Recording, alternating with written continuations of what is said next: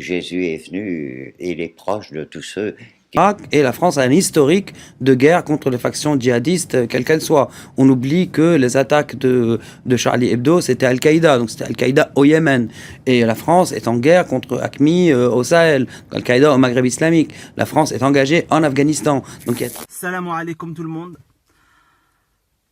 Ça y est, ma Normandie est en deuil. Voilà, elle est en deuil aujourd'hui parce qu'il y a des lâches, des schlags, des rats qui se font passer pour des musulmans alors qu'ils sont avec des bracelets électroniques en plus, donc des délinquants, des voyous qui se font passer pour des musulmans, qui se sont permis d'attaquer dans une église un prêtre.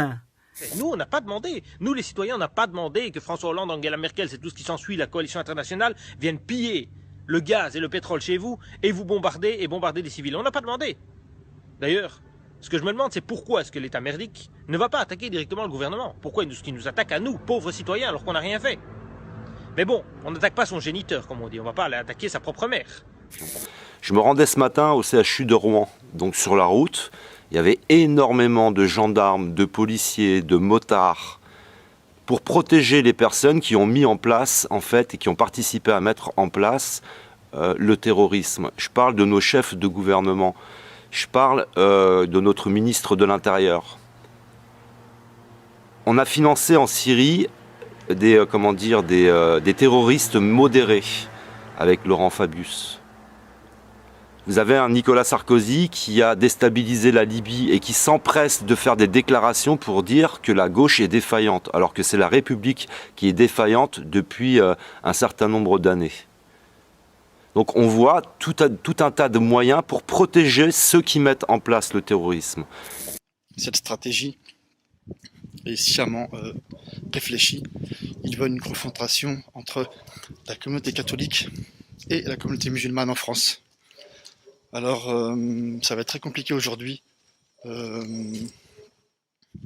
d'empêcher les tensions, d'empêcher la confrontation des communautés.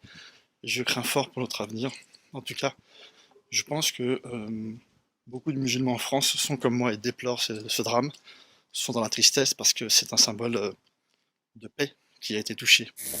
Le but de tout ça est de vous faire penser, de vous faire croire que vous n'êtes plus en sécurité nulle part.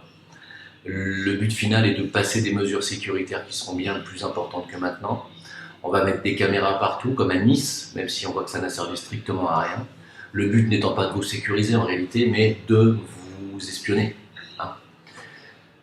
Voyez toujours plus loin, voyez quel est l'intérêt de tout ça. Hein. L'intérêt est, bien d'abord, la désunification identitaire. Il ne va plus y avoir d'identité et d'unité française.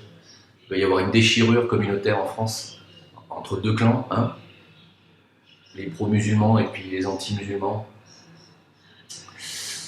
Et j'en suis peiné, vraiment, parce que si vraiment ça se passe comme ça, le système aura tout gagné, tout gagné. Les origines religieuses sont catholiques. On dit comme ça dans les médias que ce sont les catholiques qui ont été attaqués. Je dis non, ce ne sont pas les catholiques qui ont été attaqués.